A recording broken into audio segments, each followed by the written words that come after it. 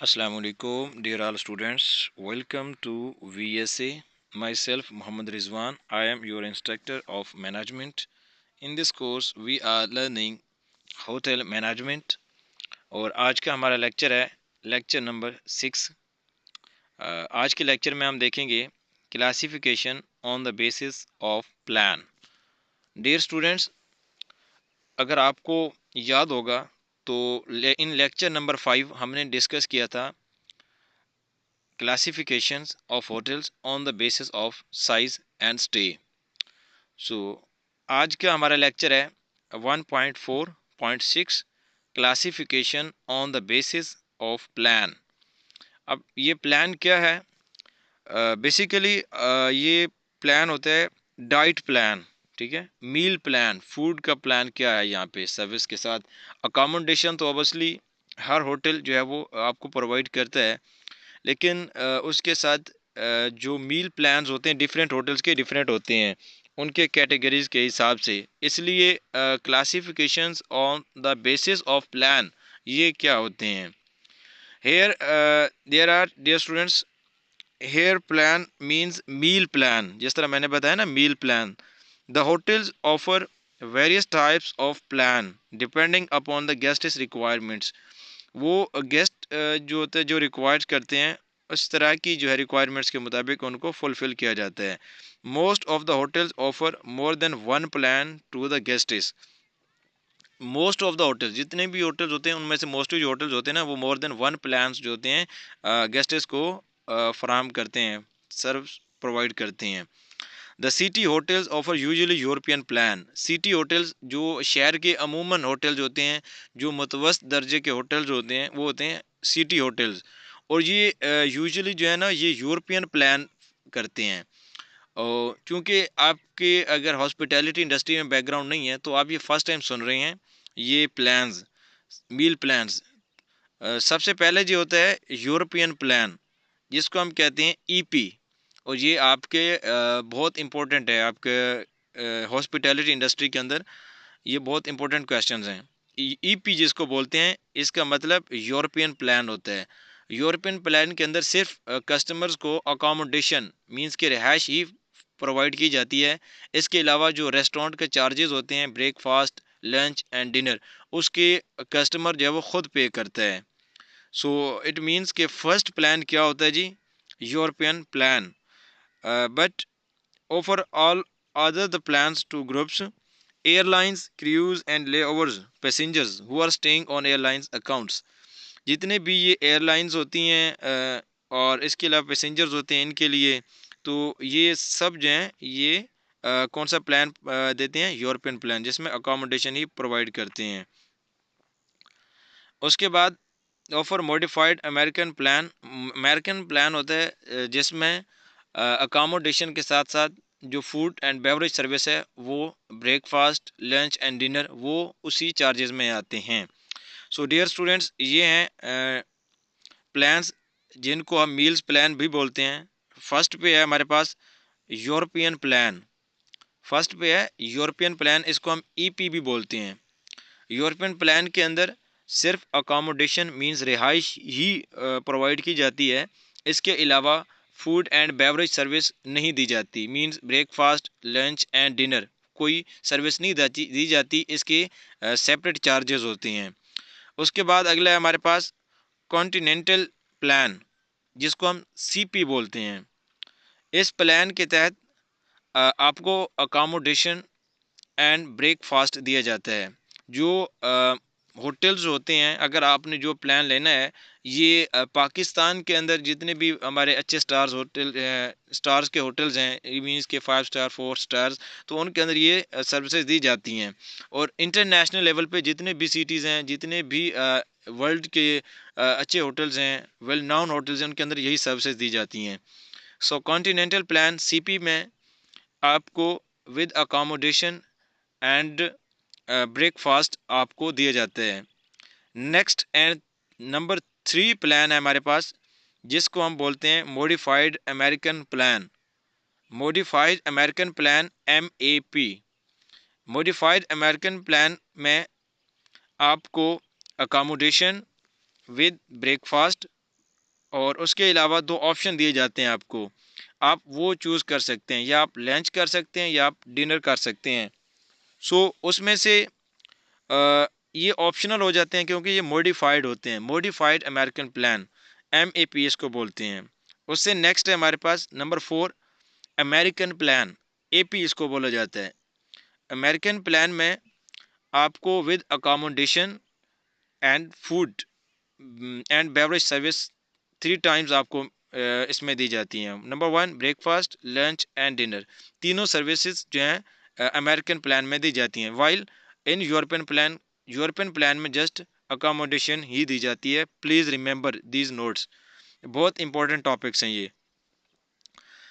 उसके अलावा नेक्स्ट है हमारे पास नंबर 5 बर्म Bermuda plan, sorry 5 Bermuda plan. इस प्लान के तहत जो चार्जेस होते हैं उसमें सिर्फ बेसिक ब्रेकफास्ट दिया जाता है, जैसे कि कॉफ़ी, टी, जूस या ब्रेड, ये चीज़ें दी जाती हैं। और जो फुल ब्रेकफास्ट होता है वो नहीं दिया जाता, ऑप्शनल दिए जाते हैं। एक रूम के रेंट के अंदर ही वो आपको ये प्लान दिया जाता है और उसको कहते हैं Bermuda plan. Bermuda plan, BERMUDA, Bermuda plan. Next है जी हमारे पास इंक्लूसिव प्लान। इंक्लूसिव प्लान कौन सा होता है? जिसमें आपको अकोमोडेशन और इसके साथ साथ आपको ब्रेकफास्ट, लंच एंड डिनर ये भी प्रोवाइड किया जाता है। और इसके अलावा जितने भी इवेंट्स होते हैं आप उनके अंदर भी बिल्कुल फ्री ऑफ कॉस्ट में जाते हैं। अगर हम ये प्राइवेट इवेंट्स अपने बुक करवाते हैं, होटल्स बुक करवाते हैं स्पेशली अपने वलीमा इवेंट्स के लिए या दूसरे इवेंट्स के लिए, सो उनमें इंक्लूसिव प्लान को बेसिकली ज़्यादा देखा जाता है। जितने भी गेस्ट होते हैं वो basically breakfast, lunch, dinner and each and everything use कर सकते हैं। उसमें इंटरटेनमेंट शोज़ हो रहे हैं तो वो भी आप फ्री ऑफ कॉस्ट में देख सकते हैं, या कोई इवेंट हो रहा है तो वो भी आप देख सकते हैं। सो ये था classification on the basis of plan. और ये इंपॉर्टेंट प्लान हैं जिनको आपने याद रखना है। There are total 6 plan. European plan, EP, मैं अगेन रिपीट कर देता हूँ, जिसको बोलते हैं EP, यूरोपियन प्लान, और इसमें सिर्फ अकोमोडेशन ही प्रोवाइड की जाती है। नेक्स्ट है कॉन्टिनेंटल प्लान, इसको CP बोला जाता है और इसमें विद अकोमोडेशन एंड ब्रेकफास्ट दिया जाता है। नंबर 3 पे है मॉडिफाइड अमेरिकन प्लान, MAP बोला जाता है इसको, और इसमें विद अकोमोडेशन एंड ब्रेकफास्ट और आपको ऑप्शन मिलते हैं, या आपने लंच कर सकते हैं यूज़, या आप डिनर कर सकते हैं, सॉरी डिनर कर सकते हैं। उसके बाद है अमेरिकन प्लान, जिसमें आप breakfast, lunch, dinner and accommodation ले सकते हैं। उसके बाद बरम्यूडा प्लान, जिसमें बेसिक्स जो ब्रेकफास्ट है लाइक टी, कॉफ़ी, जूस और ब्रेड, इस तरह का ऑप्शनल ब्रेकफास्ट कर सकते हैं in the room rent. Next है हमारे पास इंक्लूसिव प्लान, जिसमें आप ईच एंड एवरीथिंग यूज़ कर सकते हैं। इवेंट्स हो रहे हैं, रिएक्शन इवेंट्स होते हैं, जिम जितने भी होते हैं वहाँ पे आप यूज़ कर सकते हैं उसको। उसके बाद है नेक्स्ट टॉपिक हमारा classification on the basis of ownership and affiliation. ये डिफरेंट होटल्स जो होते हैं ये डिफरेंट ओनरशिप्स रखते हैं, तो इनकी कैटेगरीज भी डिफरेंट्स होती हैं। सो इसलिए there are 3 types in this lecture we will discuss. Number 1 is time share, number 2 is condominium, number 3 is apartheid. So number 1 है हमारे पास time share. What is time share, affiliations and properties? Dear students, lecture number 1 के अंदर हमने देखा था कि ये hotels की डिफरेंट कैटेगरीज को हमने डिस्कस किया था। सो उनमें हमने जो सैर व तफरी के लिए होटल्स होते हैं, या जो स्पेसिफिक मकाम पर बनाए जाते हैं, सैर व तफरी के लिए बनाए जाते हैं, जितने भी हमारे नॉर्दर्न एरियाज़ के अंदर हैं, सो उन होटल्स को हमने क्या नेम दिया था? हाँ जी, उनको हमने जो नेम दिया था वो इसमें आता है, जो टाइम शेयर मीन्स कि आपने 1 टाइम के लिए किया है, आपने इसको रेंट आउट किया है 1 ईयर के लिए कॉन्ट्रैक्ट बेस पे, ठीक है, कॉन्ट्रैक्ट बेस पे आपने क्या है कि 1 ईयर के लिए आपने उस बिल्डिंग को रेंट आउट किया। रेंट आउट करने के बाद आपने जितने भी हमारे टूरिस्ट एरियाज़ हैं, लाइक हमारे नॉर्दर्न एरियाज़, मरी, और ये हमारे एरियाज़ हो गए पाकिस्तान के नारान कागान कलियात, और ये एरियाज़ हैं जहाँ पे टूरिस्ट ज़्यादा आते हैं। सो इन टूरिस्ट में आपने सबसे पहले ये देखना है कि वहाँ पे जो बिल्डिंग्स होती हैं होटल्स के लिए यूज़ की जाती हैं, तो वो टाइम शेयर होती हैं मोस्टली। टाइम शेयर ओनर्स और होता है, जो उसको चला रहा होता है वो और होता है। सो इसको इस तरह के जो होटल्स होते हैं इनको कहते हैं टाइम शेयर। जिन्होंने फिक्स्ड रेंट आउट किया होता है, आगे उनका बिजनेस पे डिपेंड करता है कि उनके कितने चल रहे हैं। सो ओनरशिप इसके हिसाब से फर्स्ट कैटेगरी होती है जिसको टाइम शेयर बोला जाता है। उसमें आप 10 ईयर के एग्रीमेंट कर सकते हैं, 20 ईयर्स के एग्रीमेंट कर सकते हैं, 1 ईयर का होता है। सो ये डिपेंड करता है टाइम पे।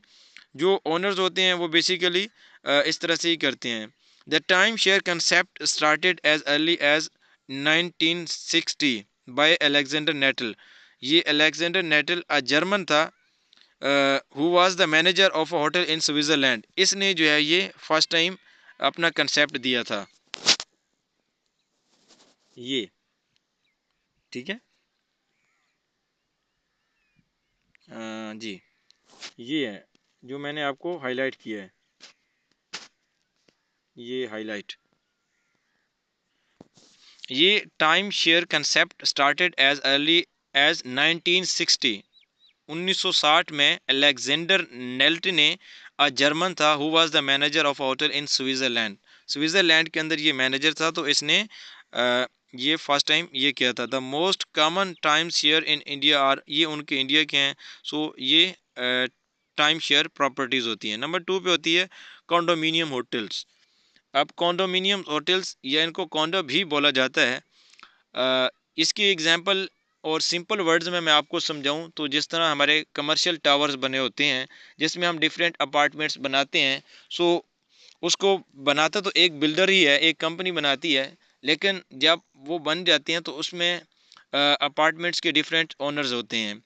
हर अपार्टमेंट का अपना ओनर होता है, तो उसको पब्लिक जो है वो परचेज़ कर लेते हैं। तो इसी तरह के जो होटल्स होते हैं तो उनमें जितने भी जिस तरह की बिल्डिंग्स होती हैं हॉस्पिटैलिटी इंडस्ट्री के अंदर, उनको हम कोंडो बोलते हैं, CONDO। कंडोमिनियम होटल्स भी बोला जाते हैं इनको, क्योंकि ये भी हॉस्पिटैलिटी इंडस्ट्री के अंडर में आते हैं।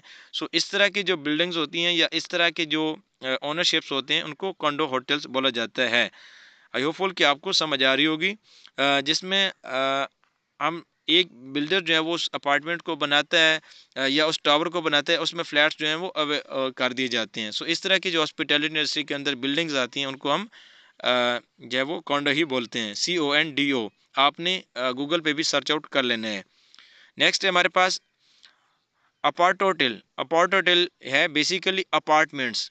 जो हम अपार्टमेंट्स बनाते हैं, इस तरह की बिल्डिंग्स जो होती हैं ये अपार्टमेंट में आती हैं। और कॉन्डो और अपार्टमेंट में डिफरेंस है, ये आपने गूगल से सर्च करना है कि क्या डिफरेंस है, ये भी आपने माइंड में रखना है। सबसे पहले जो अपार्टमेंट होता है ये इंडिविजुअली जो है वो ओनरशिप्स होती है, इसके किसी एक के पास होती है। लेकिन कॉन्डो जो है उसकी किसी एक के पास ओनरशिप्स नहीं होती। मेन सिटीज़ के अंदर ये जो यूरोप के अंदर कॉन्डो और अपार्टमेंट्स का बहुत ज़्यादा कंसेप्ट है और बहुत ज़्यादा इसका ट्रेंड चल रहा है। सो इसको आपने सर्च आउट करना है और इस पर आपने असाइनमेंट्स देखने हैं। सो आप लोगों का ये असाइनमेंट नहीं है, वैसे आपने सर्च आउट करने हैं। सो इसका जो कंसेप्ट था अपार्टमेंट्स का, ये डेवलप किया था मिलिया कोय, स्पेन का था, ये स्पेन का था। इन 1970 1970 में मिलिया कोय जो था, ये मैं आपको इसके भेज देता हूँ। जी देखें, हाँ जी, ये इसका मैं अगर आपको दिखाऊं तो ये हाईलाइट मैंने कर दिया है। हाँ जी, ये देखें आप। ये the concept was initially developed by मिलिया कोय ऑफ स्पेन इन 1970। जो मिलिया कोय जो था ये स्पेन का रहने वाला था और जिसने फर्स्ट टाइम जो है अपार्टमेंट्स का इसने कंसेप्ट दिया था। उसके बाद अगले हमारे जो टाइप्स हैं क्लासिफिकेशंस ऑफ होटल्स की, अदर होटल्स हैं, लेकिन ये बेसिकली इनमें से कुछ होटल्स जो है ना ये इंडिया के अंदर हैं। और इनके जो कुछ होटल्स जो है ना ये यूरोप के अंदर हैं, लेकिन ये हमारे पाकिस्तान के अंदर, एशिया के अंदर कम ही हैं। नंबर 1 पे है जी हेरिटेज होटल्स। हेरिटेज होटल्स कौन से होते हैं? जो from one generation to another generation, second generation की तरफ मूव होते हैं। फॉर एग्जांपल पहले फादर जो था उस होटल को चला रहा था, उसकी डेथ हो गई तो उसके बाद उसके औलाद ने उसको किया, उसके बेटों ने या बेटी ने उसको मैनेज किया, तो उसको कहते हैं हेरिटेज होटल्स। उसके बाद होते हैं जी बौटीक। बौटीक होटल्स जो होते हैं ये छोटे होटल्स, जितने भी ये मोर लेस देन 100 रूम्स के होटल जो होते हैं उनको बौटीक होटल्स बोला जाता है, और ये हम ऑलरेडी भी क्लासिफिकेशंस में पढ़ चुके हैं। इसी तरह जी अबर्ज, गेस्ट ऑफ हरबर्ज, और ये कैसियन जो होटल्स होते हैं ना, CASION, कैसियन होटल्स, ये जो जुआरी होते हैं, जो जुआ खेलते हैं जहाँ पे, ये यूरोप के अंदर ये बहुत ज़्यादा इनका ट्रेंड्स है, ये कैसियन होटल्स, ये वहाँ उनको बोला जाता है। उसके बाद है जी bed and breakfast hotels and convention hotels, ये वही होते हैं बेसिकली, लेकिन ये यूरोप के अंदर हैं और ये नॉन मुस्लिम्स के ही होते हैं, तो इसमें हमारा इतना ज़्यादा इसमें नहीं है। वैसे आपने इसको रीड आउट कर लेना है, तो इसमें रीड आउट करने वाली ये सारी चीज़ें इसने दी हुई हैं, ठीक है। सो ये था हमारा आज का लेक्चर, जिसमें हमने different categories and classification of hotels को